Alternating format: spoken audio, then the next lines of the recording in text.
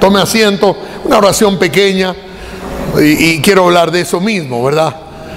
Porque aunque llegamos a la iglesia, muchos dudamos a veces de que nuestras oraciones, Walter, son respondidas. Tú eres parte del equipo, el director ahí del Ministerio de Oración, pero es tremendo ver que muchos oramos por orar, y aunque no creemos que sucedan las cosas, pues decimos, ahí va esta oración, pero seguramente que no me respondes, pero allá va. Es decir, y quiero hablar un poco de eso, pensando ayer mientras leía la Biblia, un versículo, me encontré, o me recordó más bien, una historia de una iglesia. Lo leí eso, que justo al lado de la iglesia les pusieron un bar ahí, una cantina, y el pastor, preocupado, llamó al grupo de oración y convocó a la iglesia a una noche de vigilia, y oraron para que ese lugar sea cerrado.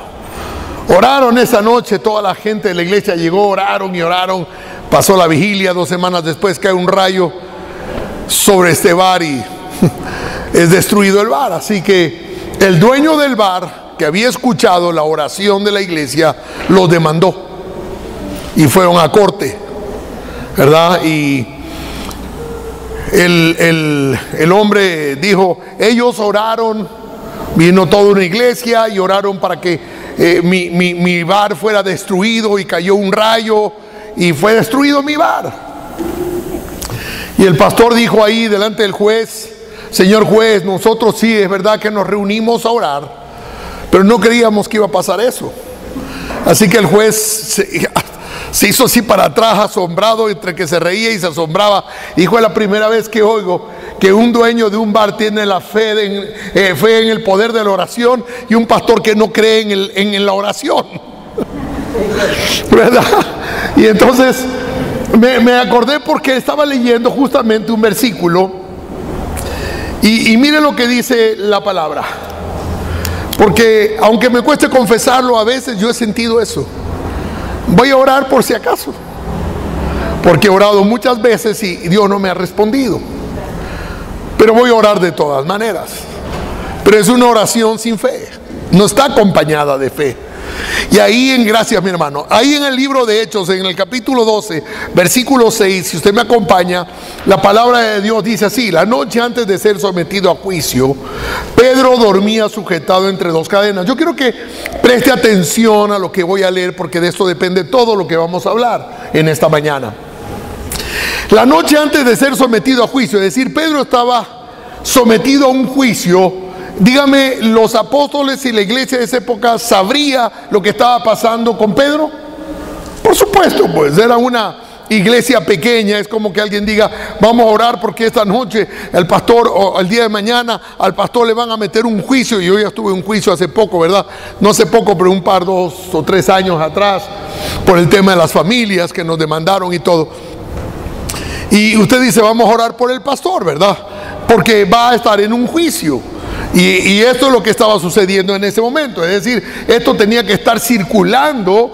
En aquella época la iglesia cristiana todavía no era grande, no había crecido, pero el grupo que había, seguro que estaban orando por él.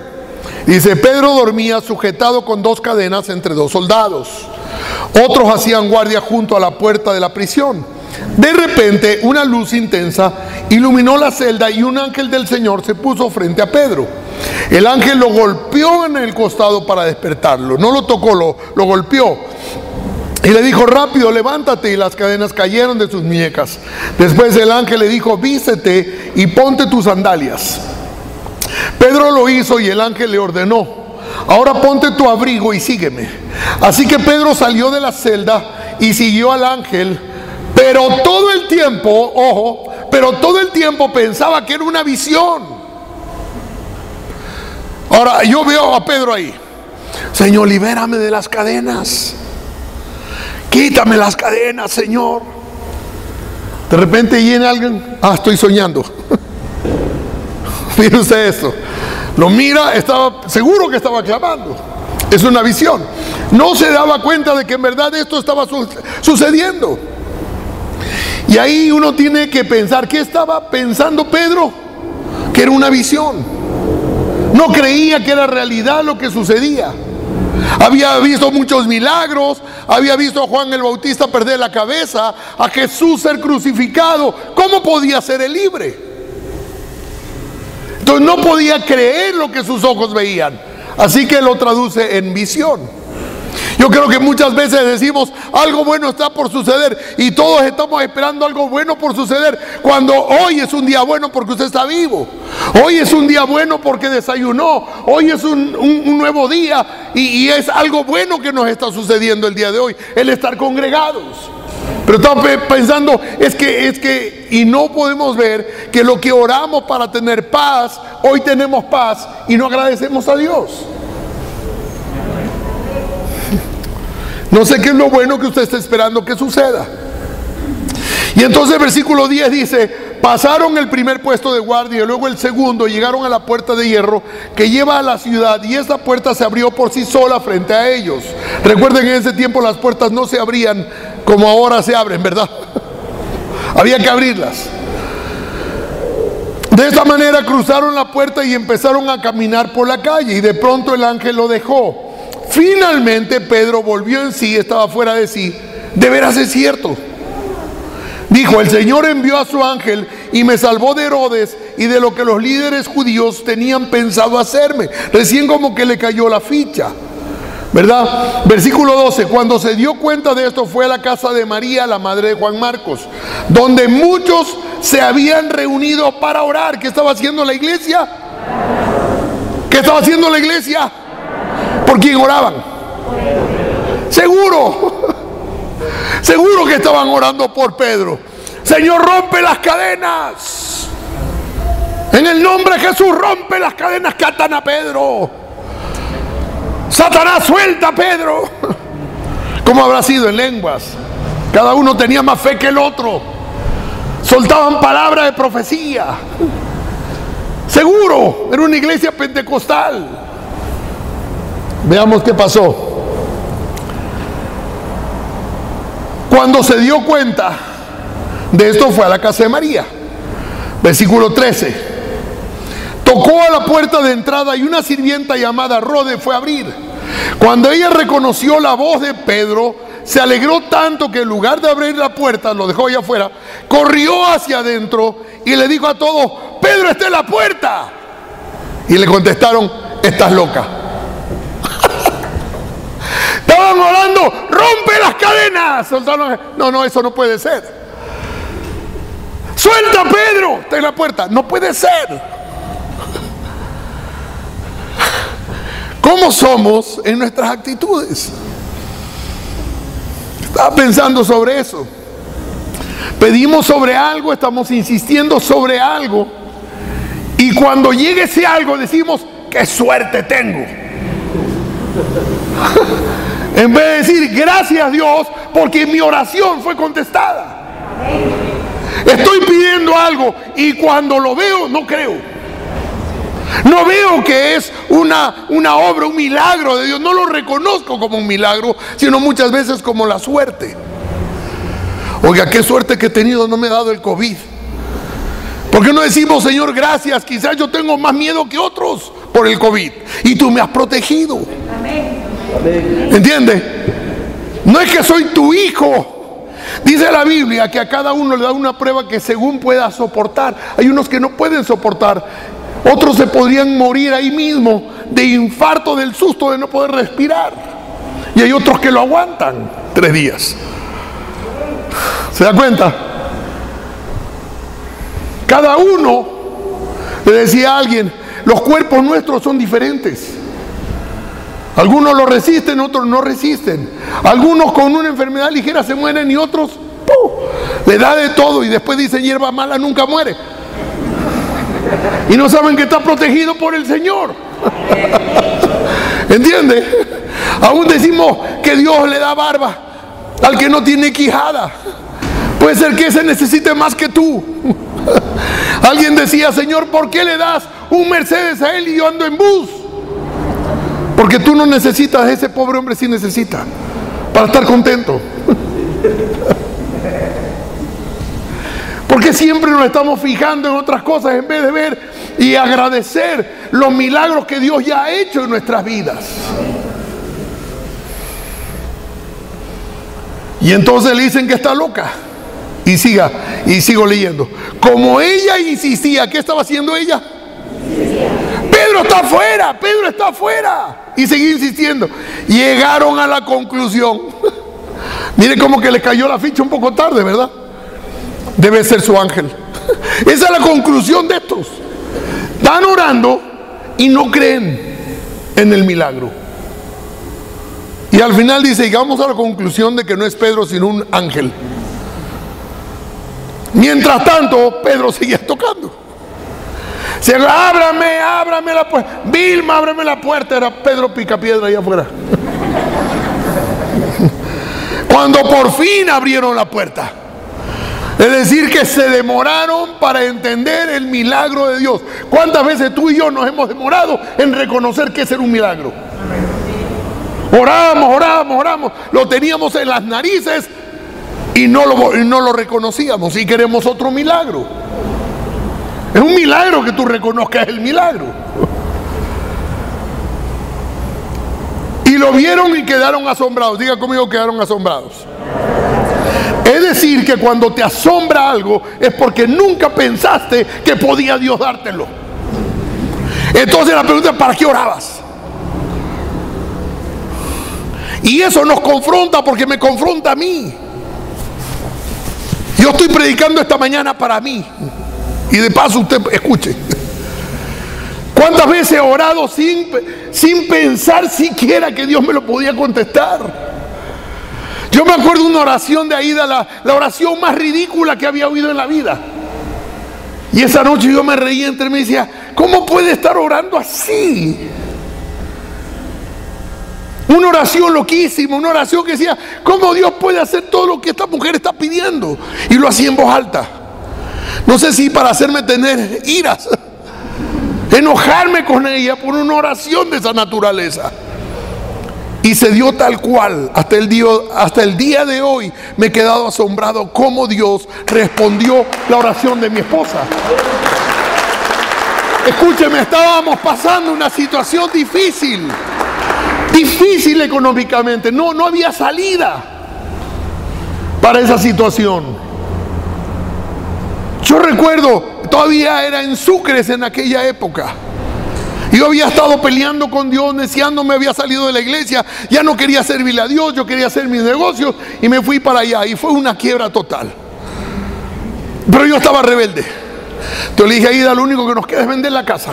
Y ella me dijo, yo no voy a vender esa casa. Y usted sabe cómo son las mujeres, que van a vender la casa. Te vas preso, pero la casa se queda aquí.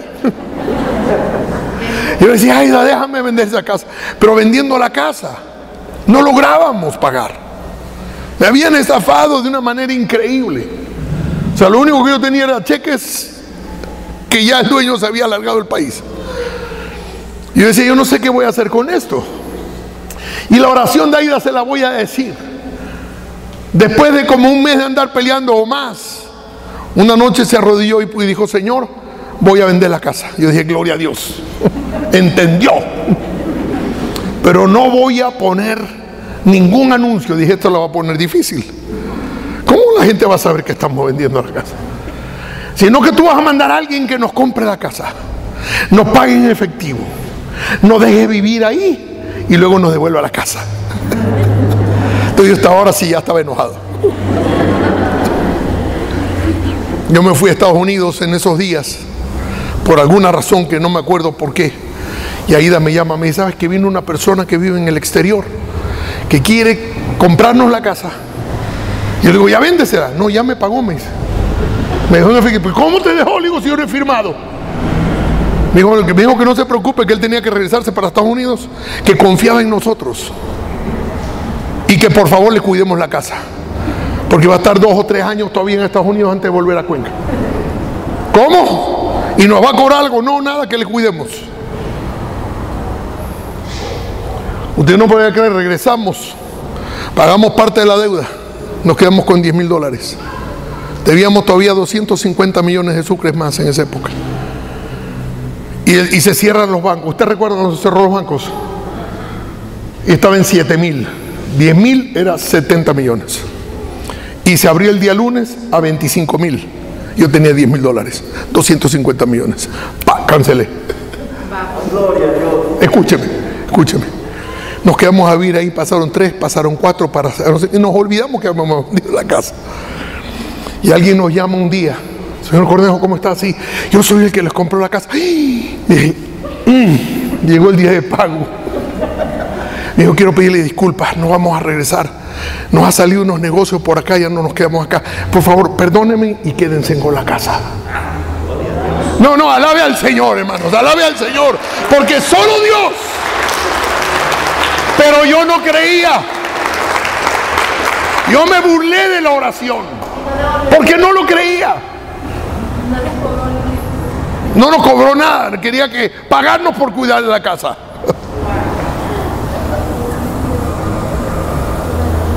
Yo le digo, hay cosas que suceden en la vida y tú dices, qué milagrazo de Dios. Pero mañana te pones a orar y dices, no ha de ser. Fue una casualidad. Qué suerte tengo. ¿Entiendes?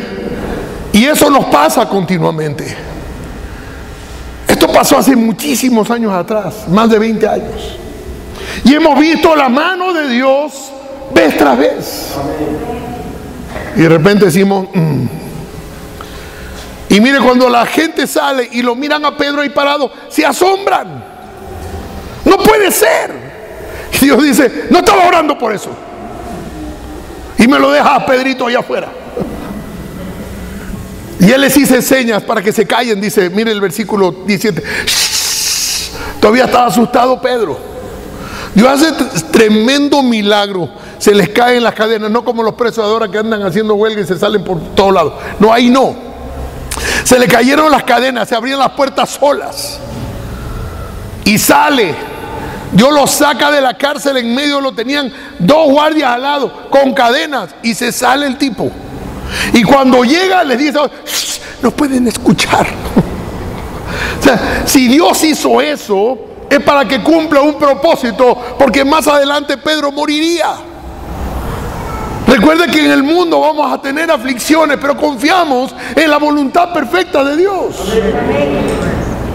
Hasta que Pedro lo saca para que cumpla algo y luego lo atrapan y lo matan. Pero en ese momento que acaba de salir, no iban a poder meterlo de nuevo. Pero Pedro todavía dice, hagan silencio, no levanten la voz, no glorifiquen. Díganle a Santiago y a los demás hermanos lo que pasó. Y después de eso se fue, se mandó a mudar, se cambió. Me voy de aquí, salió pies en polvorosa. Y yo creo que la mayoría de cristianos decimos creer en el poder de la oración, pero no creemos en realidad. Llegamos a la iglesia y pedimos favores a Dios, pero Dios conoce nuestro corazón. Yo creo que Dios muchas veces nos pone en situaciones complicadas. ¿Por qué? Porque hemos orado muchas veces y muchas veces no hemos recibido algo. La pregunta es, ¿por qué no recibimos? Es la primera pregunta que deberíamos hacernos. Porque pedimos para nuestros deleites. Porque hemos pedido equivocadamente. Porque no pedimos según sea la voluntad de Dios. El Padre Nuestro no es para repetirlo, sino para entenderlo. Y Él dice, hágase mi voluntad. Cuando estamos orando, Padre Nuestro que estás en los cielos, santificado sea tu nombre. Venga a nosotros tu reino y hágase tu voluntad. No como en mi vida, sino como es en tu vida, como es en tu mundo, como es en, que se haga lo que sea en el cielo, que se haga tu voluntad, porque tu voluntad es perfecta y agradable. Y alguien me dijo esta mañana, entonces pastor, deberíamos orar así, Señor, si es tu voluntad. Por eso que cuando yo voy a viajar, me dice mi hijo, y llegas mañana, si Dios quiere, si es la voluntad de Dios, si no me quedo en el camino. Sí. Si es tu voluntad. Entonces la voluntad de Dios es buena y perfecta. A veces decimos, Señor, Oro por mi hermano, por mi amigo, por mi primo, por mi cuñado, que el coronavirus no le mate. Y entramos en oración y lo mató. Y nos enojamos. Pero Dios dice, este era el momento. Mañana no tenía la oportunidad de ser salvo, porque Él conoce nuestro andar. Dice, este era el tiempo de llevármelo. Morirse no es un castigo, es un privilegio si estamos en Cristo. ¿Entiende? Y entonces hay un hombre que dice, Señor, porque sale el profeta y le dice, prepara tus cosas, recuerda esa historia, porque vas a morir. Y entra el hombre y comienza a llorar, Señor, dame 15 años más. Y le dio 15 años más. ¿Y qué pasó? Tuvo un hijo, y ese hijo fue el peor rey de Israel. A que veas nomás, mijito, quiere 15 años más, quiere otro hijito más, no, ya no más. Porque esa era la voluntad de él, no la del Señor. Dice, hasta aquí me has servido y lo has hecho bien, ahora te llevo. Señor, si para usted está bien para mí. No estamos aquí para disfrutar de las cosas de la vida. Jesús no vino a disfrutar, por eso yo me río cuando hacen esas películas, o sea, me río de la ignorancia. Cuando hacen las películas de que Jesús se casó con María Magdalena y bla, bla, bla, bla, bla. Él no vino a eso, Él vino a predicar, a salvar lo que se había perdido. Él vino a trabajar, no a casarse, no a vivir una vida mundana. Él vino a vivir para salvarnos y dar su vida por la nuestra. Y cumplió. Por eso le gritó desde la cruz, todo está hecho. He cumplido. ¿No es cierto? Y les dice a los discípulos, ahora ustedes hagan lo mismo. ¿Cuántos son discípulos del Señor? Haga usted lo mismo. Dios le dio dones y talentos para que usted predicara la palabra de Dios. La iglesia existe no para abrazarnos y estar felices cantando y escuchando cantar, sino para cumplir la voluntad de Dios. Vayan y prediquen este evangelio. Esto que está escuchando, grábenlo en su corazón y predíqueselo a alguien allá afuera. Y gane gente para Cristo. Por eso tiene dones y talentos, no solo para hacer dinero, sino para ponerlo en servicio de Dios. Y vamos orando, Señor, capacítame, dame la sabiduría, ponme a alguien en el camino. Y si no me pones a alguien en el camino, yo en el camino voy predicando la palabra de Dios. En ese diario vivir. Y voy a ganar almas para ti. Y entonces no se está preocupando usted de las necesidades que tienes, porque hay alguien en el cielo supliendo tus necesidades. Pero estamos preocupados solo en suplir nuestras necesidades, pero no en las necesidades de Dios. Y por eso no recibimos, porque pedimos mal, dice el Señor. Piden y no reciben porque piden mal para sus propios intereses.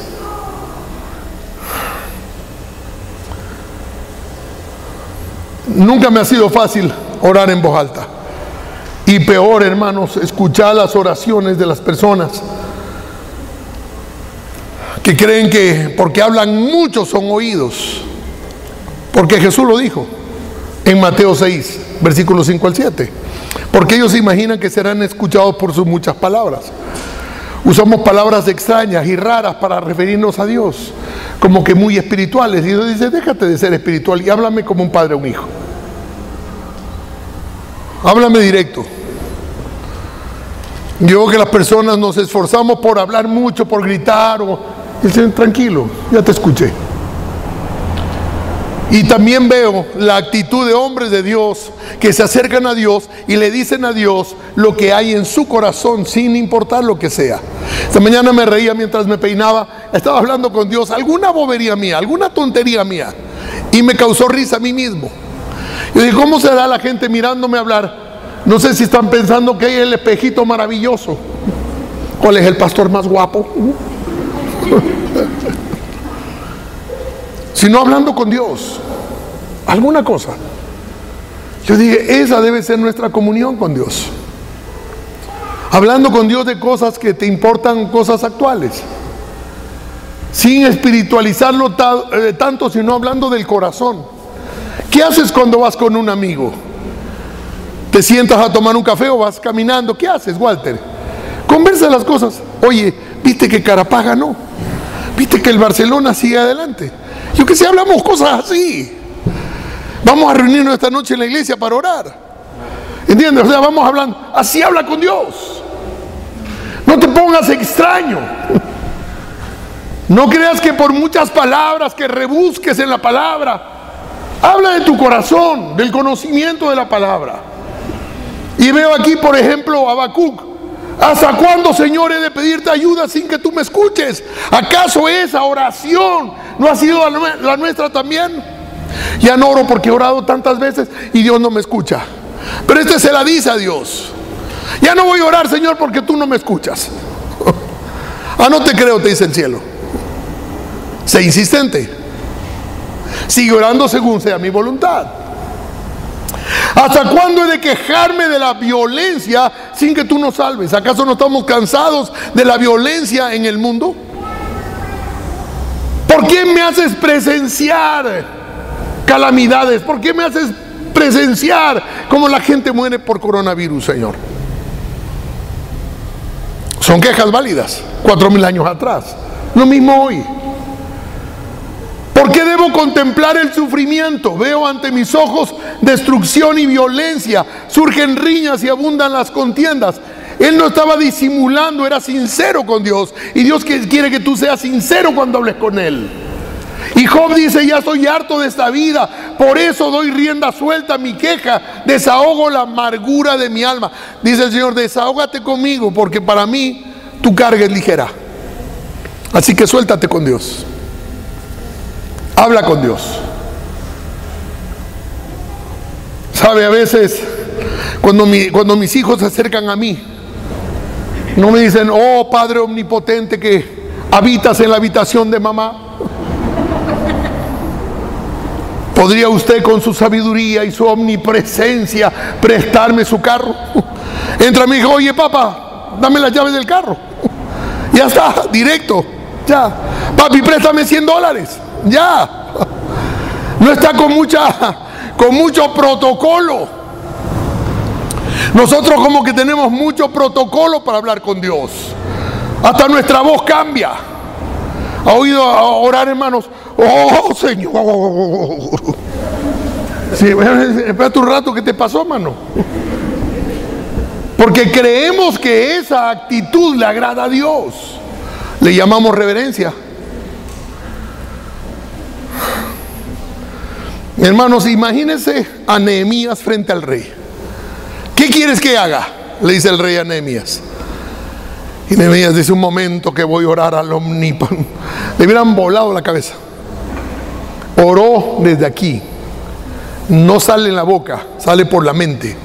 A Dios, Señor, dame gracia. Y la gracia de Dios viene sobre Nehemías. Y dice, y cuando le dije al rey, le pareció bien. Dice, entonces oré al rey de los cielos.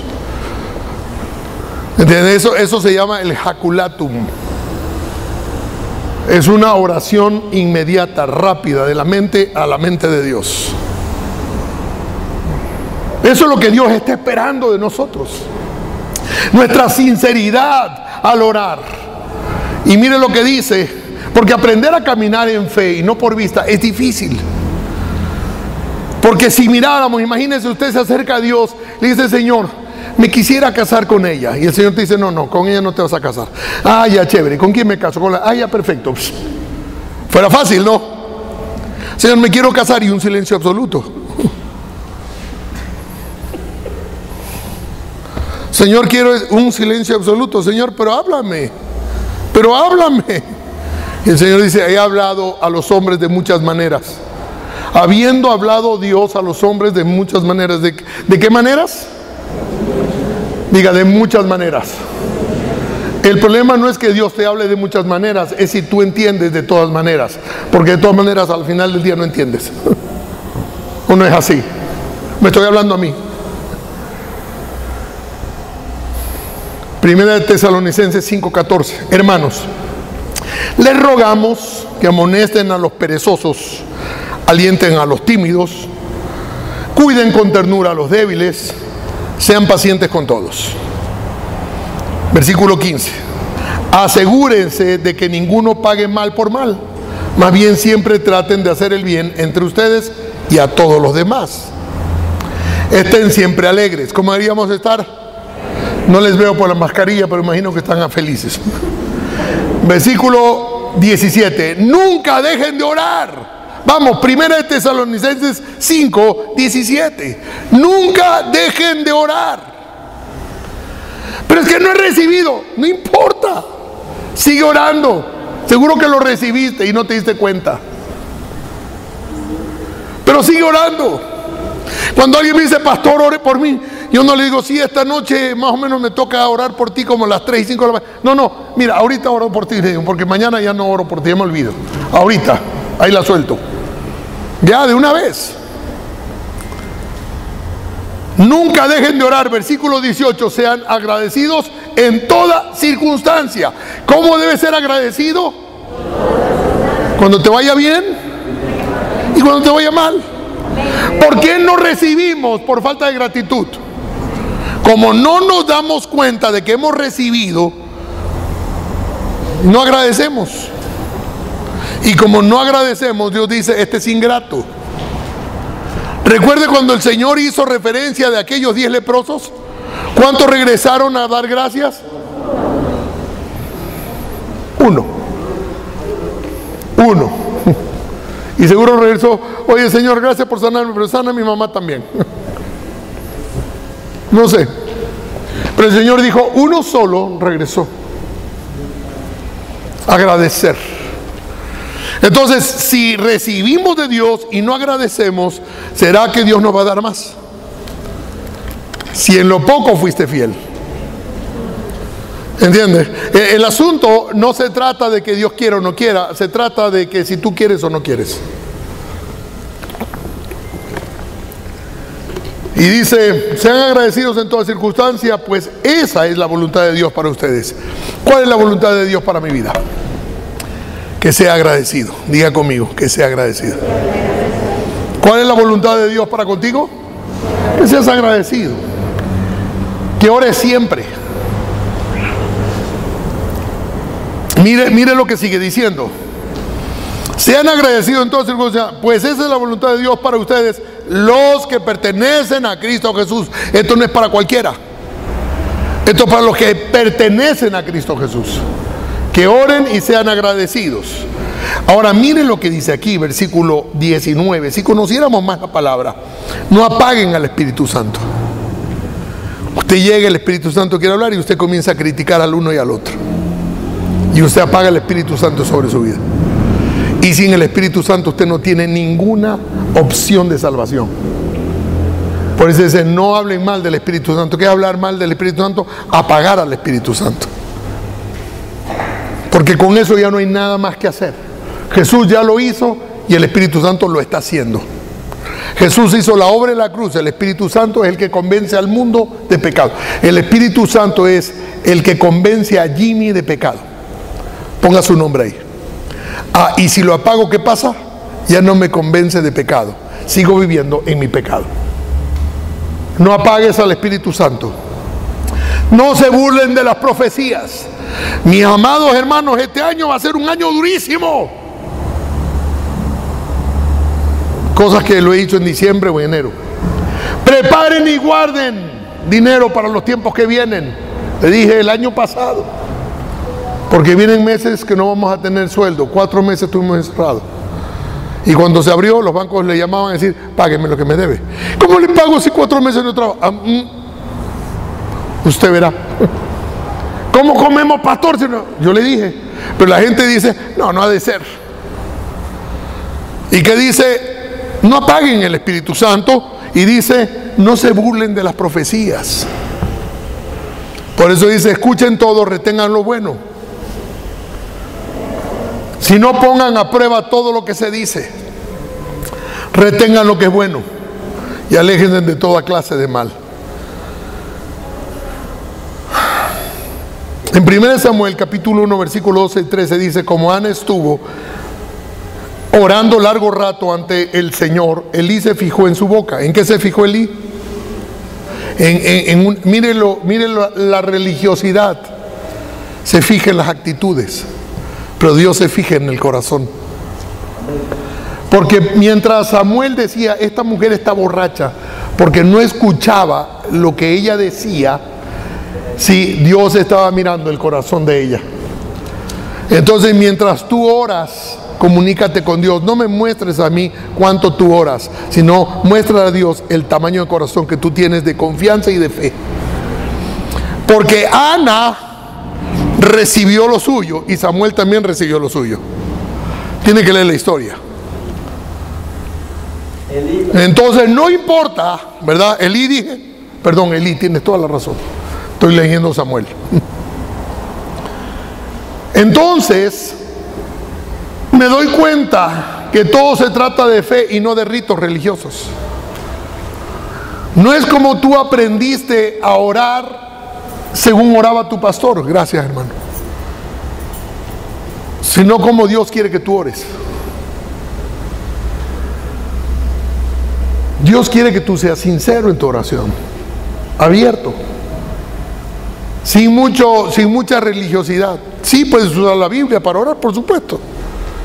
Señor, tu palabra dice esto. Tu palabra dice que tú no eres deudor de nadie. Claro que puedes decírselo, porque estás aplicando el conocimiento de la palabra y Él es la palabra. Tú lo has dicho. Y dice el Señor, yo no lo dije. No, tú lo has dicho porque tú eres la palabra, pues.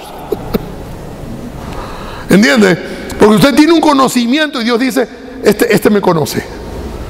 Atento, atento, ángeles. Miren, este me conoce. Este usa la palabra. No es religioso, sino que usa la palabra en forma correcta.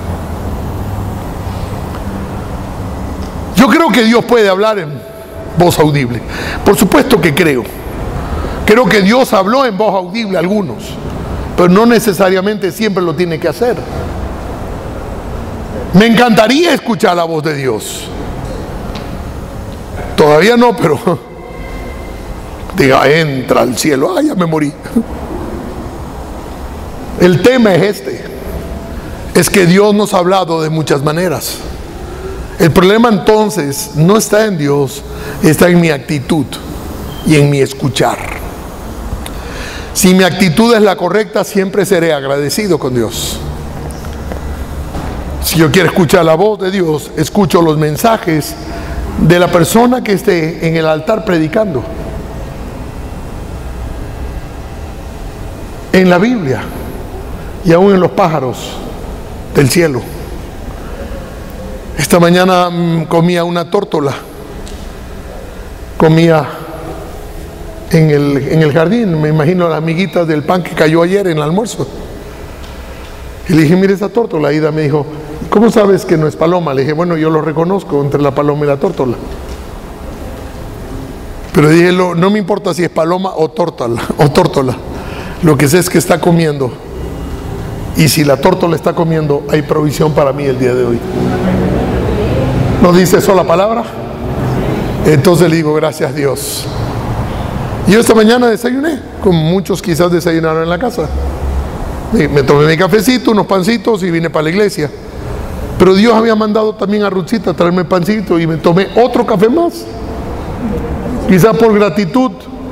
Entonces tuve que decir, bueno, no más pan porque voy a reventar. Pero agradecer a Dios y reconocer que toda buena dádiva viene de papá. Entonces, con gratitud. Voy terminando esto. Hebreos capítulo 11. Quiero decirte, necesitas levantar tu expectativa. Aumenta tu fe. Dios puede responder de maneras poderosas, como lo hizo con la libertad de Pedro. No sabemos, no lo hizo con Jesús porque Jesús tenía que ir a la cruz. Juan el Bautista había cumplido ya lo que tenía que haber cumplido.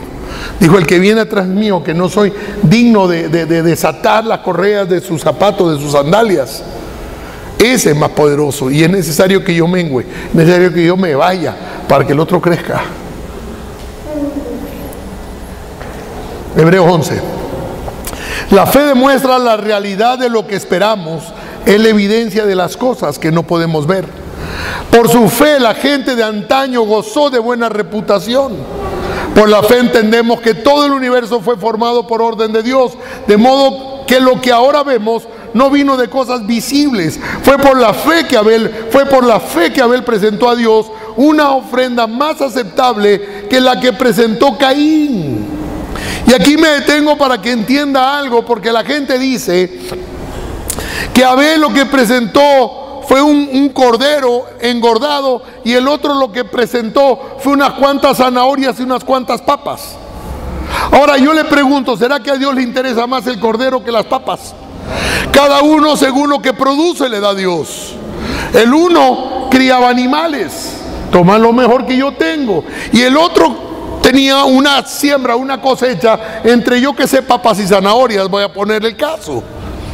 No es el asunto de lo que tú le das a Dios, sino cómo tú le das a Dios.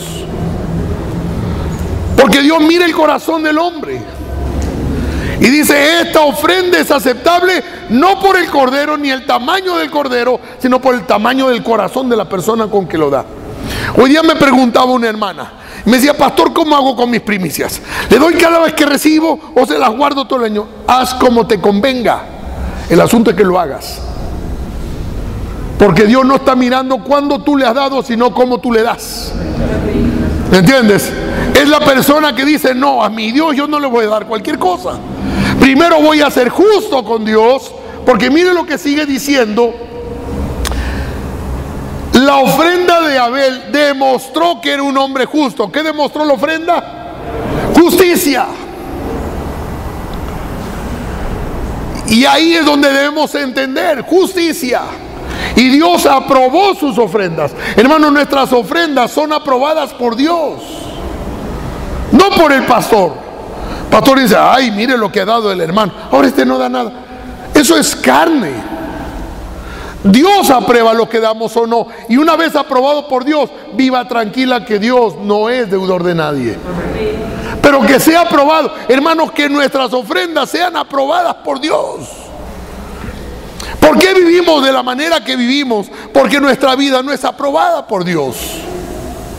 En todo lo que hacemos somos injustos y nos va mal. Aprendamos lo que es justicia y ser aceptados por Dios, aprobados por Dios. Nuestra vida es un examen delante de Dios, y quien lo aprueba es Dios. Vivamos de una manera que agrademos a Dios. Dice: Dios aprobó sus ofrendas. Aunque Abel murió hace mucho tiempo, todavía nos habla por su ejemplo de fe. ¿Por qué estoy hablando de Abel si él vivió al principio de todos los tiempos? ¿Y cuántos predicadores han hablado de Abel? Aunque murió al inicio de la tierra, al inicio del comienzo del ser humano, se sigue predicando de Abel por su fe. Porque es un ejemplo para nosotros la vida de estos hombres. Fue por la fe que Enoc ascendió al cielo sin morir. Desapareció porque Dios se lo llevó. Pues antes de ser llevado, lo conocían como una persona que agradaba a Dios. De hecho, sin fe es imposible agradar a Dios. Todo el que desea acercarse a Dios debe creer que Él existe y que Él recompensa a los que lo buscan con sinceridad. ¿Por qué estoy terminando con esto? Porque es claro. La oración es buena, es necesaria, tenemos que hacerlo. Te haya o no te haya contestado nunca. El asunto es tu actitud, si hay gratitud en tu actitud. Decir gracias y aprender a escuchar el cielo y decirles: hermanos, Dios escucha a los que son sinceros. No donde hay hipocresía. Por eso el Señor decía: creen que por tanta palabrería van a estar escuchando, cuando el Señor sabe que lo hacen para mostrarse más espirituales que los demás. Recuerda la ofrenda de Ananías y Zafira. ¿Por qué murieron ese día? Porque ellos no estaban por darle a Dios una ofrenda y ser calificados por Dios. Ellos querían ser calificados por la multitud de los hermanos que llegan a una iglesia. Que sepan que yo soy súper generoso y voy a vender esto y voy a entregar a la obra. y que la gente diga: wow, qué tremendo este hermano. Para los hombres sí, para Dios es muerte. Porque a Dios no le interesa tu dinero, sino tu corazón. Él no murió por iglesias poderosas económicas, sino para que el reino de los cielos sea engrandecido y el reino de las tinieblas quede en vergüenza. Por eso la iglesia vive el día de hoy, para predicar el evangelio de Cristo. Y a Dios le interesa tu corazón, no tu billetera. Amén. Póngase de pie en esta mañana.